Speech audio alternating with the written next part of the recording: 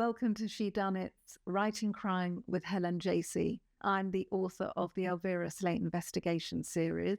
So my podcast is really for you if you like my books, you want to know more about my characters, why I've created them, how I've created them. So I'll be sharing some tips, some insights, and I'll also be addressing the writing process. So if you're a writer of crime, you're a writer of historical fiction, or you're just a writer, or you like knowing what authors are up to behind the scenes, I hope there's something in it for you. This episode, I'm really going to be thinking about my protagonist, Elvira Slate. She is the first, what I call 1940s feminist detective, in that she is a woman ahead of her time.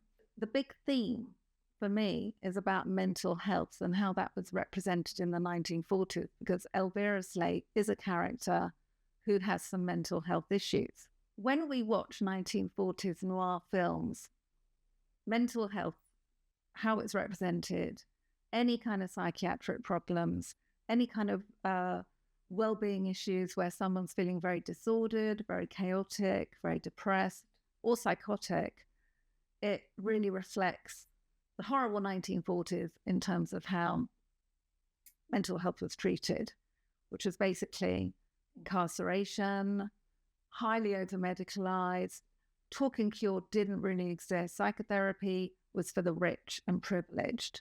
Not everyone could consult with a big psychoanalyst. And that was very much a kind of emerging discipline.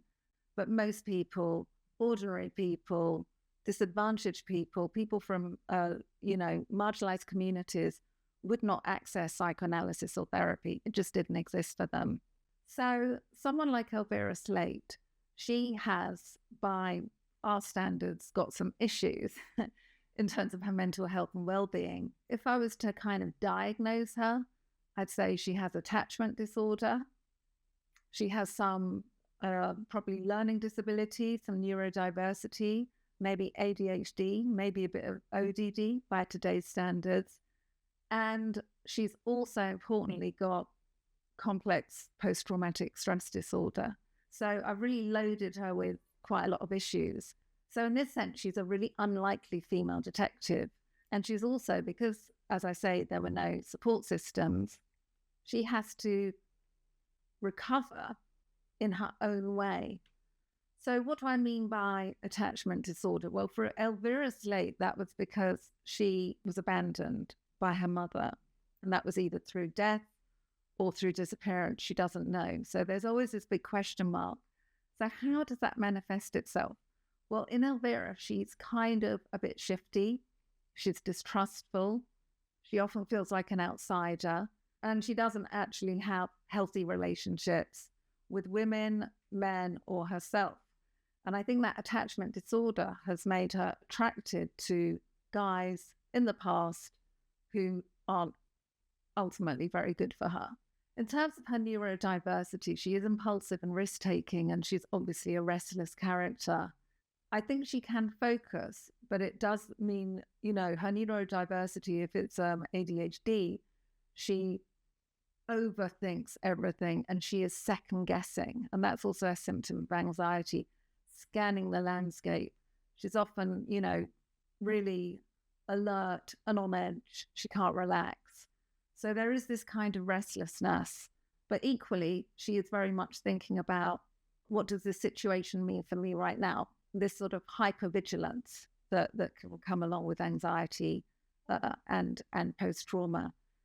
She has had a lot of trauma in her life, and she went to prison for almost 5 years in 1941 for something that arguably she was set up for.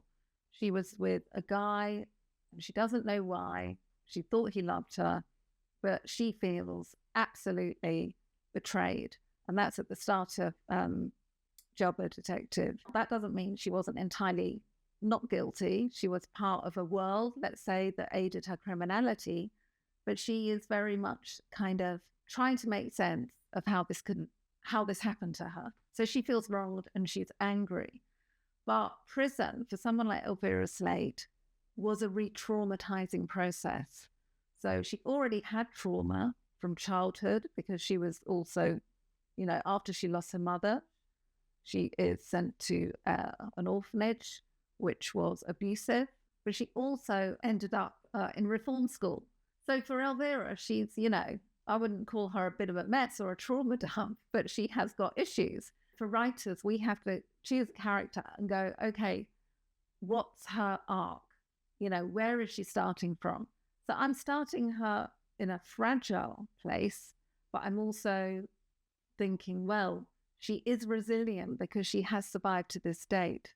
So she has managed, she's kind of somehow pulled it off. Stepping back a bit, thinking about 1940s and how they represented mental health. If it was a protagonist and it was a woman in a 1940s noir, you would see maybe, let's say, delusional sequences. You would see her unraveling, maybe doing inappropriate behavior that wasn't kind of, suitable for women in the 40s.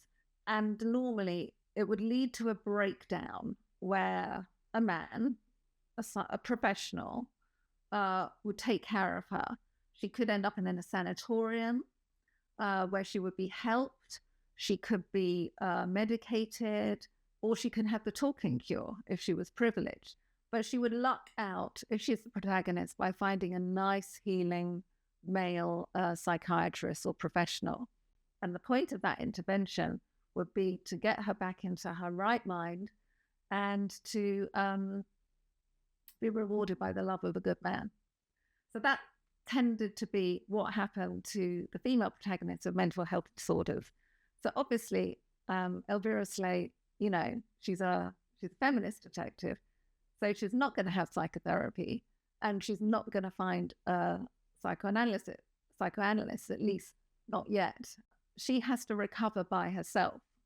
She has to do that, obviously, through luck and through this resilience, the spirit in her character. She has suffered ordeals, and she does seem to get stronger. She can kind of learn from experiences. And I actually think that it's her disorders, if I'm like flipping the problems, that actually make her a good PI, because she is analytical, because she reads people, because she's always reading the room and she's second guessing. That actually gives her the ability to crack her cases. And they're always a whodunit, and they're always a whydunit, and she's really good at the why. So that's quite, that's who my character is. So in my book, The Women in the Story, I ask characters to think about, who are the roles? What are the role choices that your character is identifying with? And I think Elvira Slate, she identifies really as a kind of wounded woman and an abandoned daughter. That's primarily who she is at the start of the story. For the 40s, women are conditioned to think about how they care and relate to other people, being a housewife, being a good mum, being a lover. Now all that's being stolen from her by an unfortunate life. So she's very much not identifying as, let's say, a career woman. That's going to happen later. And I think, as an author, as a writer, we can think, well, what are the roles that I think she represents? A survivor heroine, their dominant drive is to seek a healthy life, literally to live.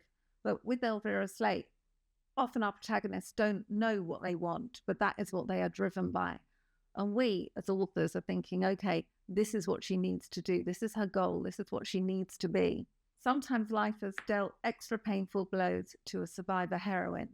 She's been harshly knocked off center and needs to find her balance. So needing to achieve closure on a major trauma can be a very powerful drive in a survivor heroine. So they have deep scars, a failed romantic life, and these are very common. So a survivor heroine basically is a journey of recovery. That is what they are identifying with, and that is what they, they're seeking health, and they're seeking, to be an intact, integrated human being. So thinking about how prison re-traumatized her, did prison achieve any good aims for Elvira Slate? Did society correct her? Well, no, because prison was awful, and there wasn't any kind of concept of rehabilitation of offenders. for Elvira Slate, society has now judged her as bad, evil, not good enough. So it's that sort of double reinforcement that a character who has suffered, child abuse attracts bad situations and ends up in a worse situation. But it does take her outside her life. It's a transitional space. And I think when we're writing characters who are going on big, profound arcs, they do need these kind of transitions. And I think prison gave her that ability to have the right gear change.